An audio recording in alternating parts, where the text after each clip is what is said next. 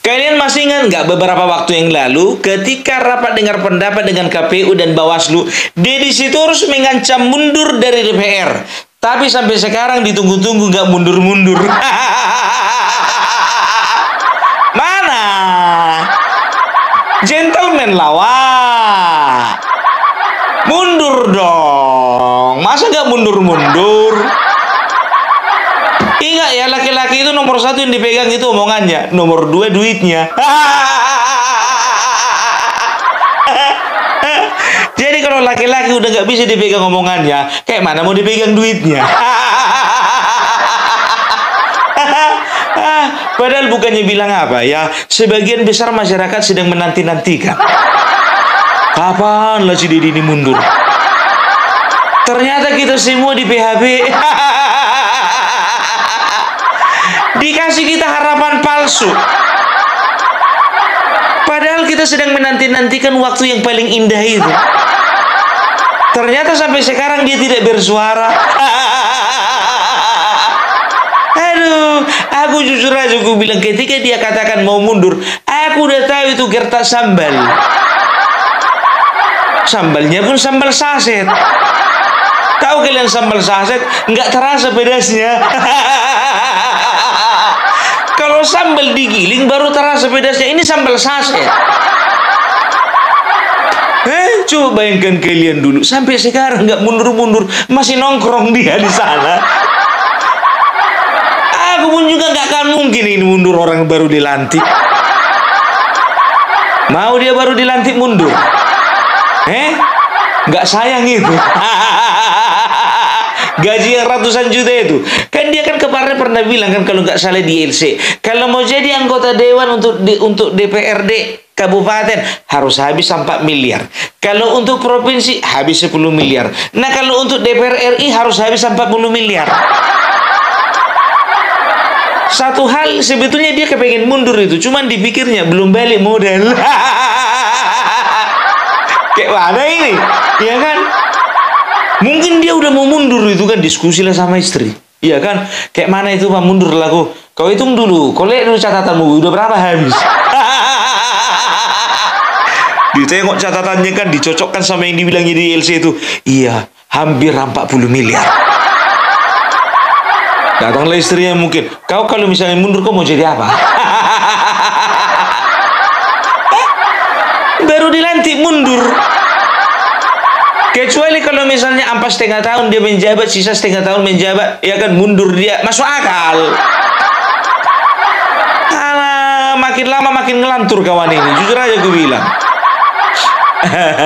Sama kau kayak kawanmu si apa namanya itu si Adian Nabi Tupulu, sama-sama ngawur kalian. Masa dibilangnya Megawati adalah orang yang paling berjasa? Kalau bukan gara-gara Megawati, SBY, Joko Widodo, Prabowo nggak akan mungkin jadi presiden. Udah sama-sama ngawur orang ini, jujur aja gue bilang. Yang sama-sama terantuknya kepala kalian. Yang satu di tembok, yang satu di aspal, enggak.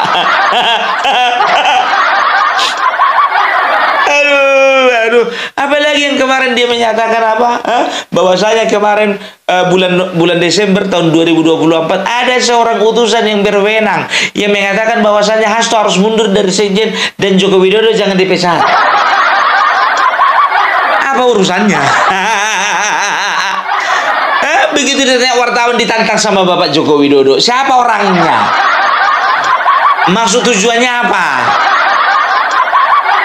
Saya udah sabar loh ya. Saya dihina, saya diam. Saya difitnah, saya diam. Saya dituding ini, itu diam. Tapi orang ada batas kesabarannya. Kalau sekali ini kena lagu Deddy. Tapi ada poin yang menarik dari ucapannya si Deddy. Dia mengatakan apa? Bahwasanya ada 9 orang kader PDIP yang sedang diburu KPK. Kalau untuk bagian itu aku percaya. Mungkin kalian bisa nggak percaya, terserah, itu hak kalian. Kalau aku percaya, karena apa? Karena maraknya ya kader-kader mereka yang diangkut satu-satu. Kan lagi ngetren itu. Kader PDIP baik pun tingkat pusat maupun di daerah itu diangkat satu-satu. Kasusnya seragam korupsi. sudah melihat dan sudah mendapat laporan dari dalam dan dari luar bahwasanya ya ada 9 orang ya yang sedang dibidik KPK, kan begitu. Kalau catatan mereka sebetulnya 11. Si ini, si ini, si ini, si ini. Catatan kita 11 loh. Ya kan, datang informan dari luar, ya kan, disamakanlah catatan. Tapi kalau KPK 9 loh. Yang ini namanya, lihat dulu nomor satu. Oh, namanya ini huruf pertama ini. Sama. Checklist. Masuk daftar. Yang kedua, ya kan, dicocokkan ini, ya kan, sama kayak soal waktu bahasa Indonesia menjodohkan. Catatan nomor 2 ini, ya kan, ditengok catatan KPK. Nomor 2 bukan, nomor 3 bukan, nomor 4 bukan, nomor 5 orang ini, nomor 5 di catatan mereka. Dibikinlah penggaris, ambil dulu penggaris. Digarislah sat. Nomor 2 mereka, ya, di catatan KPK nomor 5. Nomor 3 lagi, sap, nomor 3, ya kan. Awalannya A, ya kan, inisialnya AC, ya kan. Ditengok di catatan KPK. Nomor 1 A, B, nomor 2 D, E, nomor 3 G, H, 4 bukan, 5 udah tadi, 6, 7, 8, 9, 10. Cocok kali 10. Dicocok-cocokkan orang gitu loh, biar tahu kalian. Ternyata klop.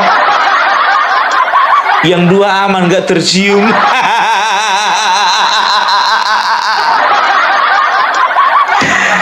Ya, kalau itu tadi gue dramatisirnya itu. Iya kan? Tapi mungkin saja karena apa? Sebetulnya mereka itu udah tahu siapa yang bermain. Apalagi kalau sebab mereka terima setoran. Udah tahu itu. Sekian dari sana, dapat setoran, ya kan, begitu. Dari mana? Dari uang pribadi, uang belanja. Udahlah, ini kan asumsi yang sudah terbangun di publik, karena memang sudah seperti itu prakteknya. Kan begitu, ya kan? Setelah itu apa? Ya, jadi kalau kukatakan sebetulnya yang 9 orang ini bisa ada, ya kan? Dan sekarang ini yang 9 orang ini lagi nggak aman ini. Kenapa mereka tidak umumkan, kan begitu? Ya, kalau diumumkan malulah mereka. Jadi dibilanglah seolah-olah dibidik, kan begitu? Padahal memang betul dibidik, kayak mana mau dibilang? Jadi begini ya, simpelnya ya, KPK zaman Setia Budianto ya, itu berbeda dengan zamannya Firly Bahuri. Waktu zamannya Firly Bahuri, kental sekali kedekatan Firly Bahuri ya, itu dengan PDIP ya. Tapi kalau untuk Setia Budianto enggak lagi. Jadi waktu masa kepemimpinannya Firly Bahuri, kemungkinan 9 nama ini disamarkan. Iya kan? Begitu Setia Budianto, ternyata nampaklah nama itu satu persatu. Jadi kalau di antara beberapa pimpinan KPK, ya, ada sekitar 8 pimpinan KPK yang sudah menjabat. Firly Bahuri itu terkenal yang paling dekat dengan Megawati dan juga PDIP. Makanya kasus seperti Harun Masiku itu aman. Ini sedikit membuka wawasan ya. Jadi tahun 2003 itu adalah tahun pertama dibentuknya KPK ya. Jadi ketua KPK pertama itu adalah Taufikur Rahman Ruki tahun 2003 sampai 2007 ya. Setelah itu ada Antarsari Ashar 2007 sampai 2010 ya.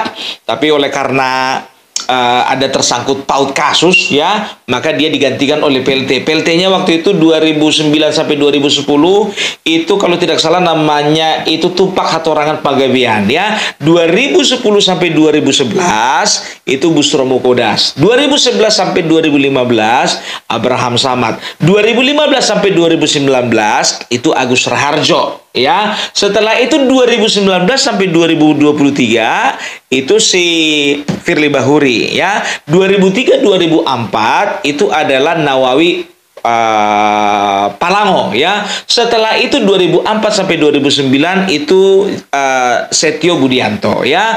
Jadi bisa dikatakan ada sekitar 8 ya ketua KPK. Firly Bahuri inilah yang paling dekat dengan PDIP. Ya wajar, karena apa?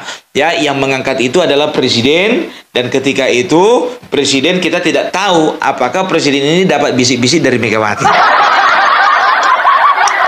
Kan begitu. Nah, ketahuannya itu seperti ini. Ya, ketika Firly Bahuri diangkat menjadi, ya, bisa dikatakan waktu itu diajukan namanya ke DPR, ya, ternyata dari PDIP yang paling ngotot untuk Firly Bahuri ini diangkat.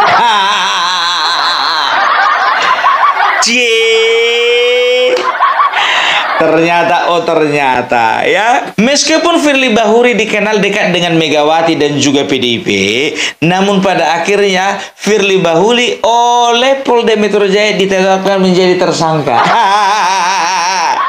Kasus apa? Kasus pemerasan. Ngompas dia, Bah.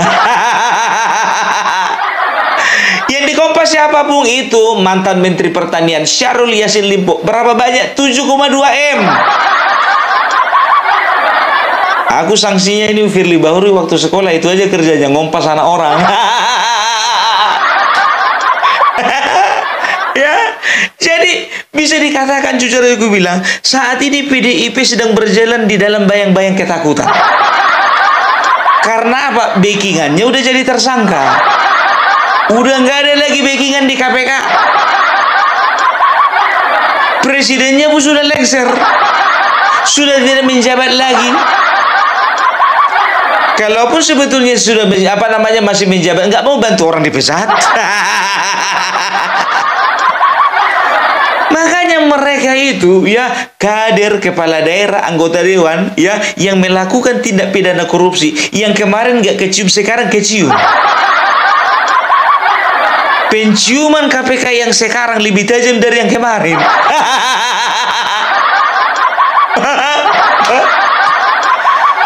Ya, sekarang begini ya, mereka sekarang itu kan sedang menarasikan, memframing bahwasanya Hasto itu ditetapkan jadi tersangka oleh karena politisasi, kan begitu ya, dan juga oleh karena kriminalisasi ya. Kita akan dengarkan beberapa beberapa pendapat dari orang-orang KPK yang memang betul-betul ada di dalamnya.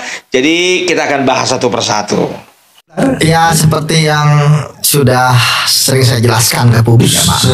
Jadi saya jelaskan kembali di sini bahwa kasus ini murni penegakan hukum. Saya yakin itu. Ya, kalau misalnya ada tuduhan ini ada pesanan, kemudian ini politis dan sebagainya, ada yang diuntungkan, ya memang ya pasti dalam suatu hal ya peristiwa memang ada yang diuntungkan gitu ya.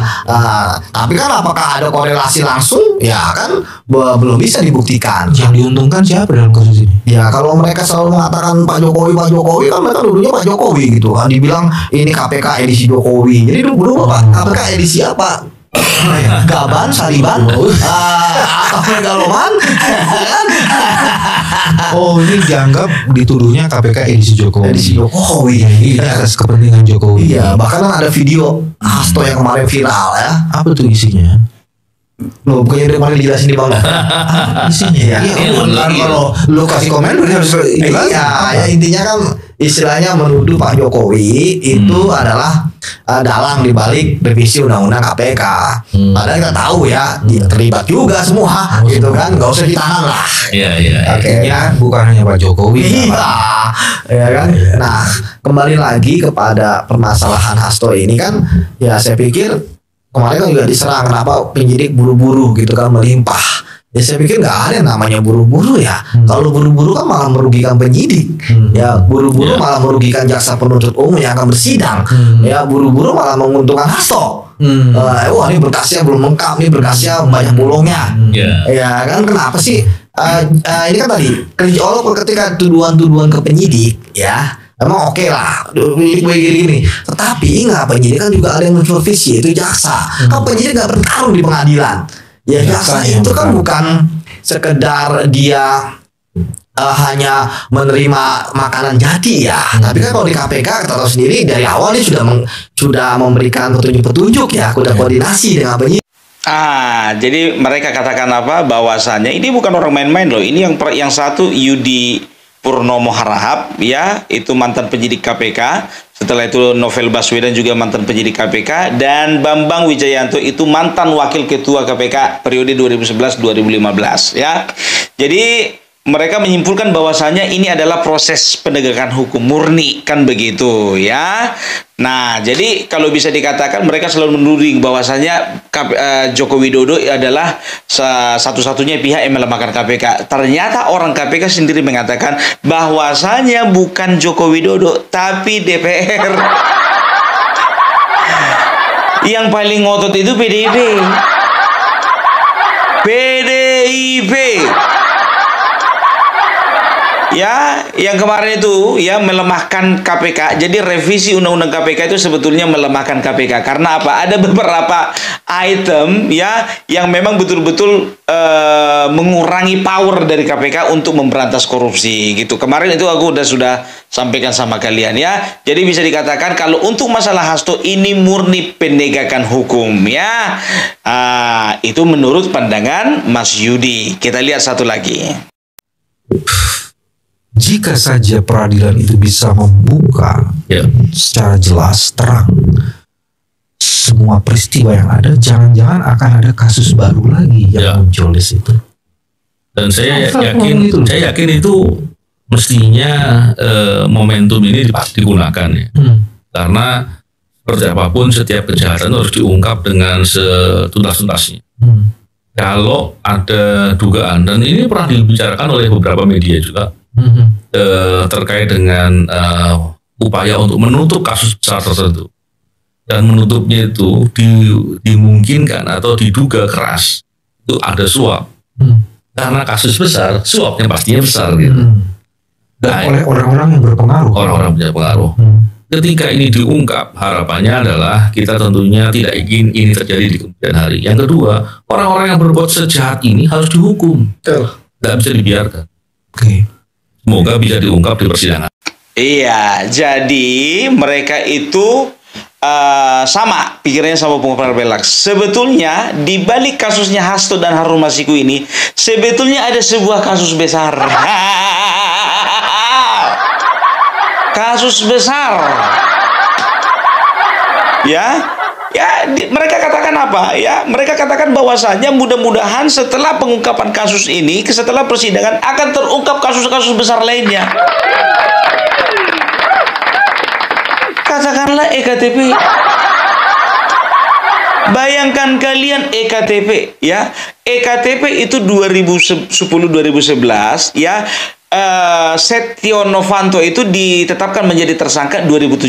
Tahu kalian, ya, di tengah-tengah penyidikan yang dilakukan oleh Novel Baswedan terhadap kasus EKTP, ya, beliau mendapatkan serangan dari orang tak dikenal, ya, yaitu berupa penyiraman air keras sehingga membuat matanya cacat, ya. Jadi bisa dikatakan memang betul-betul ini orang jahat kelas kakap. Itu dia, ya. Karena apa? Karena mereka takut terungkap, kan begitu, ya. Setelah itu apa? BLBI. Ingat kasus EKTP, ada nama-nama besar. Ganjar Pranowo, besar dia. Besar lah, ya, calon wakil presiden kemarin, calon presiden kemarin, ya. Setelah itu ada Pramono Anung. Setelah itu ada siapa namanya satu lagi itu Puan Maharani, ya. Mereka itu sama-sama menerima uang sekitar 500.000 US dollar. Kalau dirupiahkan menjadi 7M. Kok sama-sama uang perasnya Firly Bahuri yang diminta sama si SYL. Kayaknya 7M itu udah biasa itu, ya.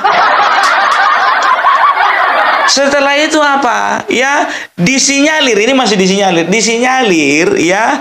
Kalau misalnya Harun Masiku mau bersuara, kemungkinan besar ini ada kaitannya dengan pengungkapan kasus BLBI. Ya, yang merugikan negara sekitar 138 triliun waktu tahun 98 loh.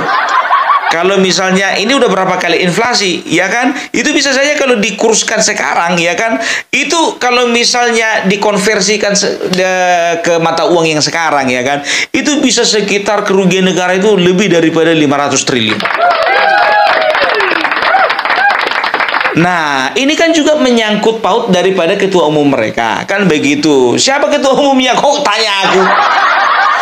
Ketua umumnya sudah pasti Ibu Megawati. Kenapa bisa tersangkut kasus BLBI? Jadi tahun 98 itu ada kita itu ditimpa oleh krisis moneter, ya. Ada beberapa bank waktu itu yang mengalami failed, kan begitu. Nah, ya, Bank Indonesia ya pemerintah mengeluarkan bantuan, ya, BLBI, ya, bantuan likuidasi Bank Indonesia, ya. Jadi itu untuk membantu bank untuk tetap bertahan, kan begitu. Nah, ternyata ada penyelewengan, ya. Sekitar 500 triliun yang dikucurkan, ada sekitar 138 triliun yang diselewengkan, kan begitu. Oleh karena apa? Ya, oleh karena ada penerbitan SKL, surat keterangan lulus. Surat keterangan lunas, ya, kepada bank-bank yang tadinya dikasih pinjaman, dikasih kredit, tidak bisa melunasi pinjaman tersebut. Akhirnya diberikanlah surat keterangan surat keterangan lunas, ya, berdasarkan dengan instruksi Presiden nomor 8 tahun 2002. Hafal lo, Bung, ya, hafal lah. Yang menandatangani impres siapa? Megawati. Jadi tetap ada sangkut pautnya ini, ya. Jadi bisa dikatakan, ya, Bapak Prabowo sekarang, ya, bisa dikatakan Bapak Prabowo sekarang akan memburu siapapun yang melakukan korupsi, baik besar, baik kecil, baik yang masih baru ataupun yang udah lama.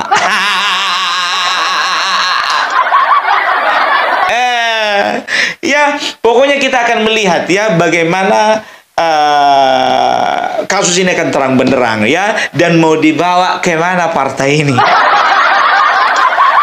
Itu makanya, ya, pokoknya bisa dikatakan 10 tahun berkuasa, ya, ini partai banyak kali masalah, kan begitu. Udah banyak masalah, ya, nggak punya backingan, nggak jelas lagi masa depannya.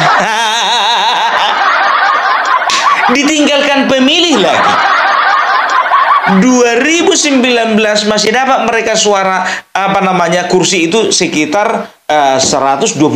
Nah, sekarang 110, 18 kursi hilang, coy. 18 kursi itu kalau dikonversikan menjadi suara, itu totalnya hampir 4 juta suara. 4 juta sudah tidak percaya dengan PDIP.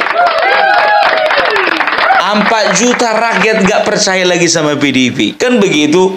Nah, sekarang begini, ya, PDIP janganlah kalian itu bermain playing victim, ya, seolah-olah kalian dikriminalisasi, kalian didiskriminasi, kalian itu dipolitisasi. Bukan, ya, kalau memang kalian kader-kadernya banyak melakukan kesalahan, melakukan korupsi, melakukan penyelewengan, udah terima aja. Demokrat kan selama ini diam aja kok. Contoh terbaru Golkar saat ini, Ridwan Kamil, apa rupanya komentar Golkar? Nggak ada. Itu dia. Ternyata kan di sini sebetulnya sudah tercium di balik kasus Harun Masiku dan juga Hasto ini ada kasus besar menanti. Dari kemarin-kemarin udah kucium ini. Jadi masalahnya bukan besar kecilnya, besaran daripada uang suap itu, bukan. Tapi di balik itu ada pengungkapan yang lebih besar lagi. Masyarakat udah nggak usah dibodoh-bodohi. Ya, kalian selalu memframing bahwasanya kenapa harus Hasto, kenapa harus PDIP, kenapa harus Masiku. Di luar sana banyak yang lebih besar lagi kasusnya, lebih banyak lagi uang negara yang dimakan. Bukan masalah itu. Masalahnya kalau terungkap sama masalah mengenai sangkut paut Harun Masiku dengan kasus-kasus yang lainnya, bisa-bisa lebih besar daripada yang lain itu. Ya kan begitu kan? Mana ada di istilah di dalam agama, ya, dosa besar, dosa kecil sama-sama masuk neraka itu. Begitu juga korupsi, nggak ada lagi dalam istilah Bapak Prabowo, nggak ada kamusnya. Korupsi besar, korupsi kecil, nggak ada lagi. Korupsi tahun tinggi, korupsi tahun rendah, nggak ada lagi itu. Sama.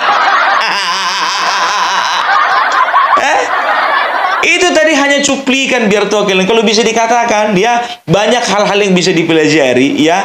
pada intinya mereka mengatakan bahwasanya ya pada zaman Firly Bahuri 2020 ya ada usaha dari Firly Bahuri untuk tidak menaikkan kasusnya Harun Masiku. Karena apa? Orang dekat sama Megawati, orang dekat PDIP, ya kan begitu. Tapi yang disalahkan Jokowi. Tolong koreksi diri sendiri. Jadi bisa dikatakan orang ini sedang dalam bayang-bayang ketakutan ini sekarang. Ketakutan. Ya, jadi itulah dulu dari Opung Parpelak. Ya, mudah-mudahan ya kalian jangan pernah mau disesatkan dengan opini-opini yang betul-betul ingin merusak ya kepercayaan masyarakat terhadap pemerintah. Dukung terus pemerintahan Bapak Prabowo Gibran, dukung terus Opung Parpelak menuju Solo bulan 5 tahun 2025. Oke, salam Parpelak, salam NKRI, NKRI harga mati.